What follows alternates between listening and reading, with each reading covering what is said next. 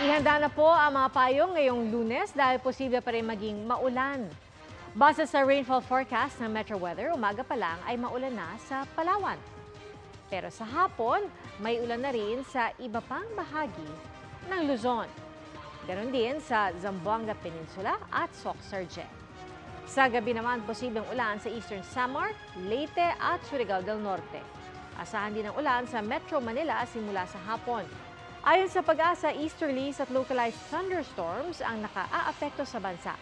At sa kanila namang 3-day outlook, asahan ang panakanakang pag-ulan sa Metro Manila at Metro Cebu. Sa Metro Davao, posible maging mas maulan sa Martes at Miyerkules. Mga kapuso, manatili nakatutok sa balita anumang oras. Mag-subscribe sa GMA Integrated News sa YouTube.